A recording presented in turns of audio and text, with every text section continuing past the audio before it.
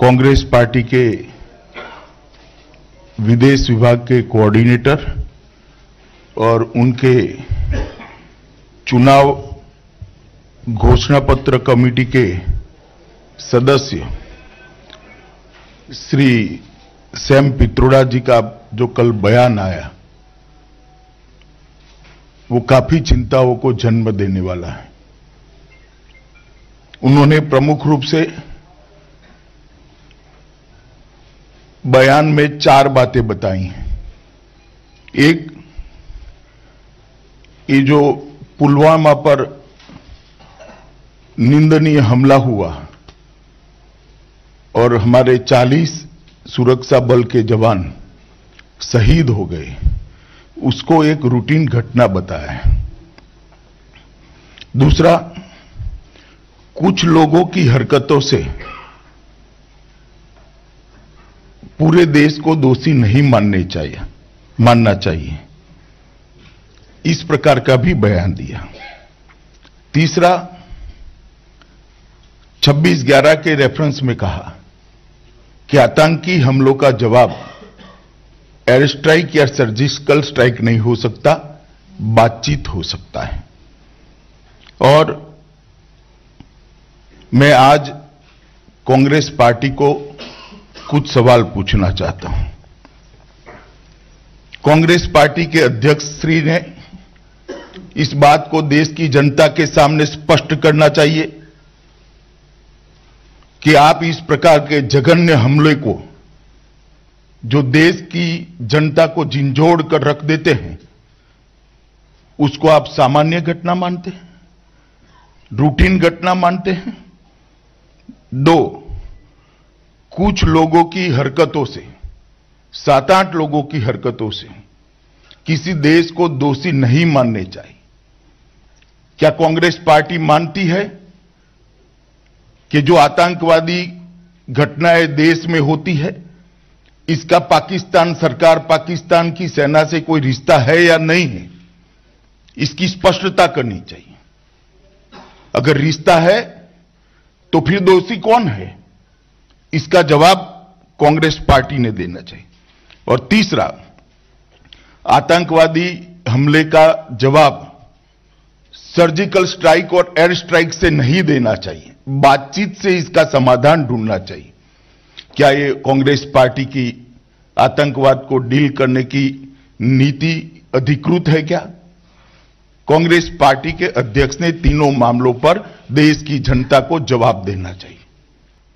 Congress party के इस बयान से देश के जवानों की शहीदगी का अपमान हुआ है, देश की सुरक्षा पर एक सवालिया निशान खड़ा किया है, और जो देश को हताहत करने में लगे हैं उनका मनोबल बढ़ा है।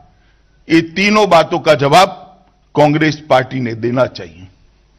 7 मार्च को स्वयं कांग्रेस अध्यक्ष ने कहा कि एयर स्ट्राइक पर जो सवाल उठे हैं उसके जवाब मिलने चाहिए। किसके सवालों का जवाब चाहते हैं आप? कौन सवाल उठा रहा है? एयरफोर्स पर सवाल उठाने का काम कौन कर रहा है? आप अपरोक्ष रूप से किसका समर्थन करते हैं?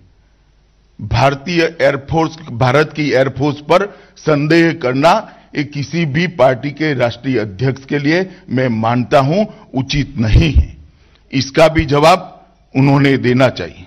जब 6 अक्टूबर 2016 को शायद यूपी में कांग्रेस अध्यक्ष ने एक बयान दिया था कि आप खून की दलाली करते हो, उस वक्त सर्जिकल स्ट्राइक हुई थी। सर्जिकल स्ट्राइक के वक्त उसको आप खून की दलाली का टैग लगाने का प्रयास करते हो, एयर स्ट्राइक के वक्त उस पर शंका उत्पन्न करते हो। किसको खुश करना चाहते हैं आप? वोट बैंक की राजनीति को इतने आगे ले जाने का प्रयास मत करिए, पूरा देश आपको देख रहा है। जेएनयू में जब भारत विरोधी नारे लगते हैं, आप इसको अभिव्यक्ति की आजादी कहते हैं और इनके समर्थन में वहां जाकर खड़े होते हैं। ये भी एक वोट बैंक की राजनीति का तुष्टीकरण का एक घिनौना उदाहरण है। इसके बाद में कल हमेशा की तरह कांग्रेस ने इस बयान से किनारा कर लिया।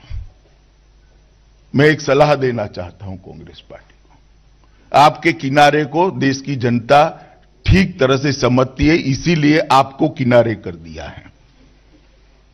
कोई भी बयान देना, तुष्टीकरण की पॉलिटिक्स करना आपकी रणनीति का हिस्सा है।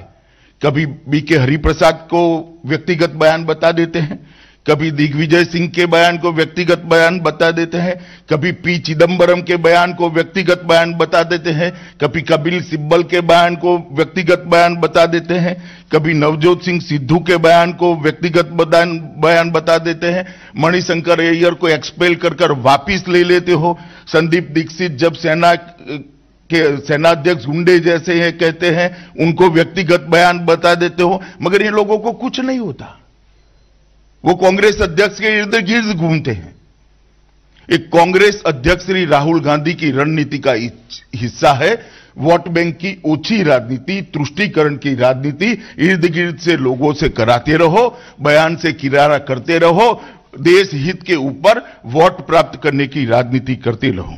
मैं मानता हूं कि देश की जनता इसको अब समझ चुकी है और कांग्रेस अध्यक्ष ने स्वयं इस बयान के लिए माफी मांगनी चाहिए, देश के जवानों की माफी मांगनी चाहिए, देश के सुरक्षा बल और सेना की माफी मांगनी चाहिए और देश की जनता की भी माफी मांगनी चाहिए।